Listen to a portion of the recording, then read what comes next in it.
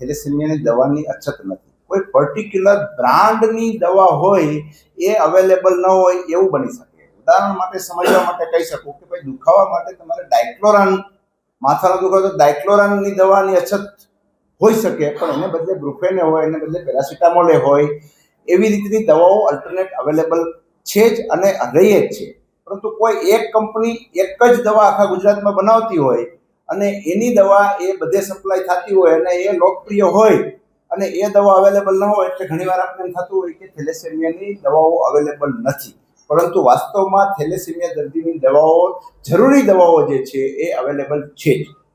અને અમુક વસ્તુ અમારા સુપ્રિન્ટેન્ડન્ટ મેડમની ખાસ સૂચના છે કે એ બાબતની અંદર જીએમએસસીએલ છે, જે આપણે કેન્દ્રીય ધોરણે આપણે પ્રોવાઈડ કરે છે, એનો ઘણીવાર રેટ કોન્ટ્રાક્ટ કે એની અંદર વહેલું મોડું થયું હોય કે પહોંચવામાં વાર હોય તો અમને સૂચના આપેલી જ છે સુપ્રિન્ટેન્ડન્ટ મેડમ તરફથી કે દરેક બજારમાંથી પણ મગાવીને આ બધી જ દવાઓ દર્દીઓને જરૂરી, એ દવા ન મળે તો બી દવા, પણ એના માટે જે જરૂરી દવા છે એ દવા પ્રોવાઈડ કરી દેવાની. એટલે આપણે ઘણીવાર લોકલ ખરીદી કરીને પણ એ દર્દીઓને પૂરી પાડી દઉં કે એલઆર બેગની અમુક મહિનાઓ પહેલા, અમુક દિવસો પહેલા, એટલે કે હમણાં અછત હતી એવું ખ્યાલમાં આવ્યું હતું, પણ અત્યારે એલઆર બેગની એટલી બધી કોઈ પણ અછત નથી અને અમારા સુપ્રિન્ટેન્ડન્ટ મેડમે આખો ઓવરસ્ટોક થઈ જાય એટલી હદે એલઆર બેગ આવી ગઈ છે અને રાખી દેવામાં આવી છે. એટલે હવે એલઆર બેગની અંદર કોઈ પ્રશ્ન છે નહીં.